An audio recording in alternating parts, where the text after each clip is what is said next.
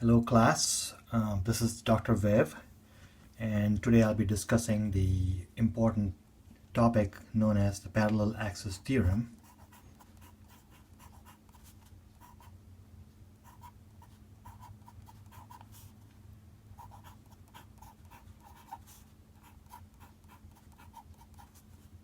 This applies to any rigid body that's rotating about some fixed axis. So let's start out by thinking why some sort of theorem should be true. I'll just take a random rigid object. So pick something that's funnily shaped, no specific shape, and let's call the pivot point P. So this rigid body has got a center of mass. Let's say that center of mass is located somewhere here, and I'll call that center of mass C. And we wish to see how this rigid body swings around about this pivot.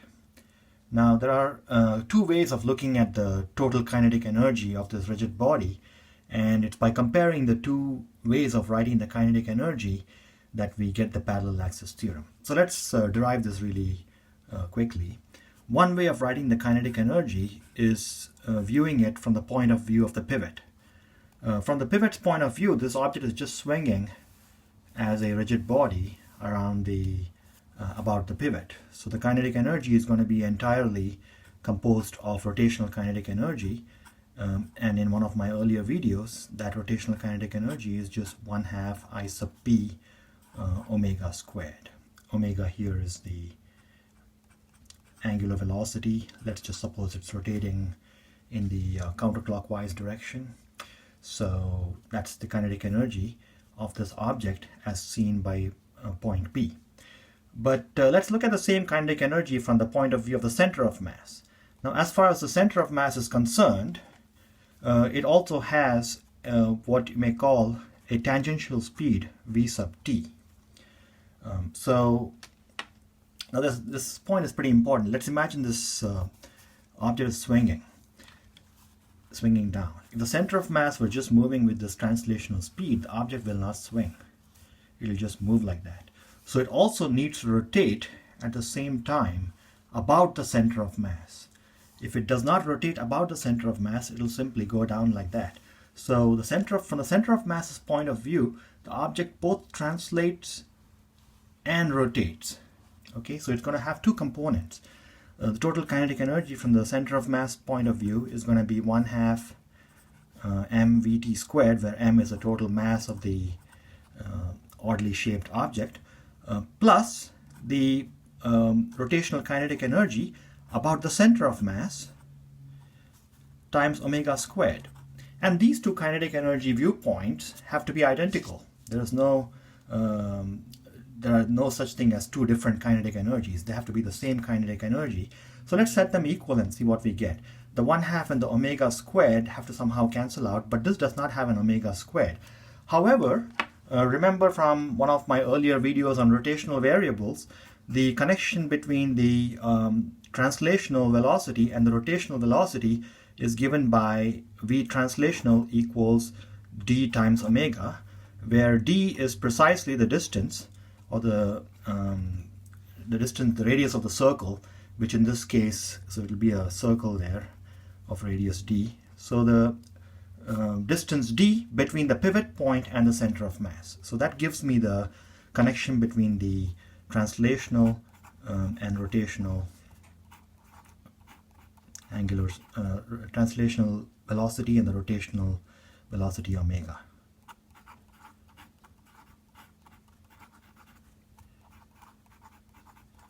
So let's substitute this into this expression and see what we get. The kinetic energy in the second way of writing it is going to be 1/2 m d squared.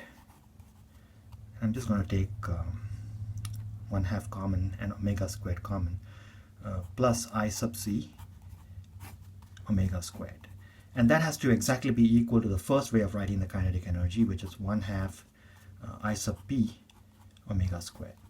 Now if you cancel out the 1/2 and the omega squared from both sides of this equality, you get the celebrated parallel axis theorem, which I'll call PAT for short. And the parallel axis theorem says the moment of inertia about any axis, of an object about any axis, is equal to the moment of inertia about the center of mass plus the mass of the object times the distance between the object and the center of the center of mass and the pivot point squared. So this is called the parallel axis theorem. The two axes have to be parallel. In other words, the center of mass axis, it goes through the center of mass like this, and this axis goes through the pivot point, and the two axes have to be parallel. Okay, let's try to apply this to an example, and I'm going to take this. I'm going to try to find the moment of inertia of this oddly shaped copper wire. I had some 10 gauge wire left over from a rewiring project, and so this is the ground wire of that 10 gauge. It's pretty hard to bend because 10 gauge is stout. Let me try to find its length. So I think it's about 8 centimeters on a side, approximately 8.5. So it's roughly a square of 8.5. Let's just say 8 centimeters, because I think the total length of the wire was only about 24 centimeters. So the total length was L total is 24 centimeters. And I'm going to measure next the mass of this thing. So I have here my little scale. It's 7.3 grams.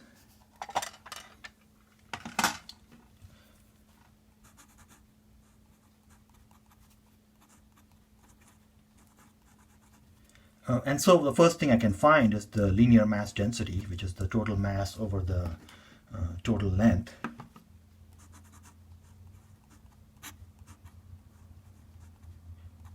So let's see what that is. Total mass is 7.3 and the total length is 24. So that's going to be 0.3 grams per centimeter. So that linear mass density can be used to translate between length and mass. So next we model this this wire. It more or less looked like a square with one side missing. So that will be the shape of the wire. And we want to find the moment of inertia about the pivot point, which is this little curled area is the pivot point. It wants to swing about that. So that's the moment of inertia we wish to find. And now how are we going to use the parallel axis theorem to do that? So first of all, let's use the property that moments of inertia add. So I can simply find the moment of inertia of this plus this plus this and add them all up together.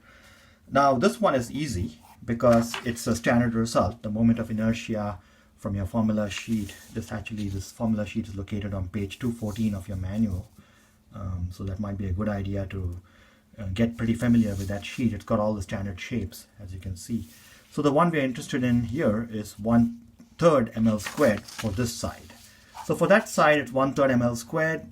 That's easy to accomplish. Now what about this side and this side? Here, you've got to use the parallel axis theorem. So the moment of inertia about of this one can be this side, the bottom side, can be found by using the parallel axis theorem. For the bottom side, the distance d from the center of mass of the bottom side to the pivot is going to be the distance given in the red line. So we can find that using the Pythagorean theorem. If I call this length little l, that's going to be L over 2. So by the Pythagorean theorem, that's the distance d here. Now what about this side? If you think about this side, this entire mass, once again, you can apply the parallel axis theorem. So I'll write this, I'll draw another line here, because this axis, the axis that goes through that point, is parallel to this axis, the one that goes through point P. So that also is a good candidate for the parallel axis theorem, and by symmetry, it's the same distance d there as well. So now it just remains to find what this distance d would be using a straightforward Pythagorean theorem. By the Pythagorean theorem, d squared equals L squared plus L over 2 squared, which is L squared over 4. So that's going to be 5/4 L squared. So d will just, well, actually, we don't need d because d squared is what shows up in the parallel axis theorem. So let's just leave it like that. Now we can find the moment of inertia of all these pieces together. The moment of inertia of the entire structure, which I'll call I sub p, is equal to the moment of inertia of the left piece, which is 1/3 the mass of the left piece, which I'll call little m, times the length of the left piece, which is little l squared, plus this and this are identical in all respects. So I'll call it 2 times the moment of inertia about the center of mass of this thing, of the bottom and the side. So the bottom, it looks like that. So that's a standard result, 1/12 ml squared.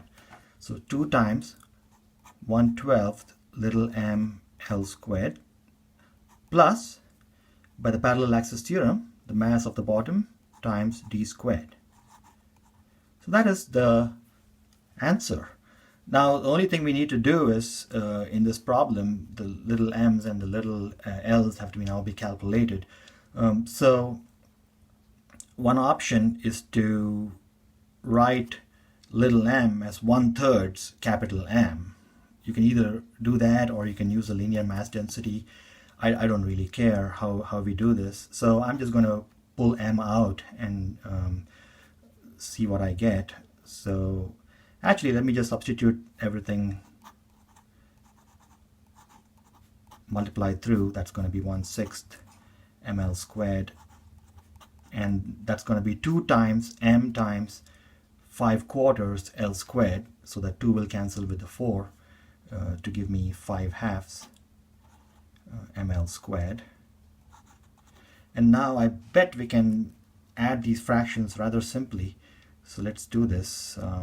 1/3 plus 1/6 plus 5/2, that's what we need to add, times ml squared. 6, I believe, is a good common denominator here. So that's going to be 2 plus 1 plus 2 times 3, and that's 15. So just by looking at this, you can see that quite a bit of moment of inertia is locked up in the parallel axis theorem. The actual moments of inertia coming from the basic results of those pieces is not as big as the moment of inertia coming from the parallel axis theorem.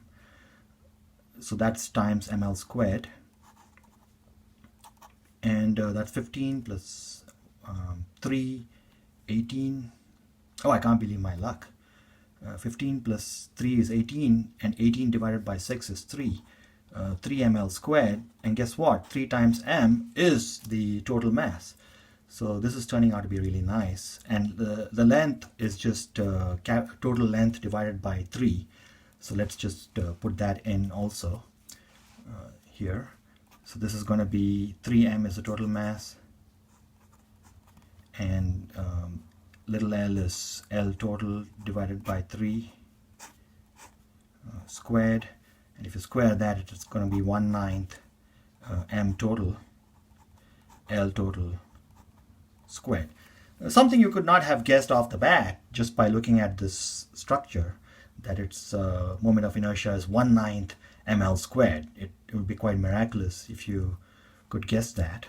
So this would be 1/9 times mass total, which is 7.3 grams, L total, which is 24 centimeters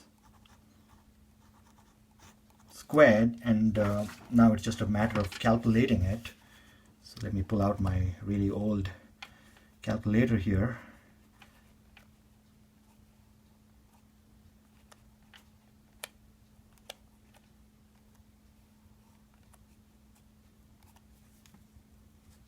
So that's going to be 467.2, but let's pay attention to the units. It's gram centimeter squared. If you like to put everything in kg meter squared, you just have to remember that 1 gram is 10 to the minus 3 kilograms, and 1 centimeter is 10 to the minus 2 meters. So a centimeter squared is 10 to the minus 4 meters squared. So that whole thing is actually going to be 467.2 times 10 to the minus 7 kg meter squared. Or if you want, you can supply a couple of zeros to bring that down here. So I'll just write it as 4.67 times 10 to the minus 5 kg meter squared. So that's the computation.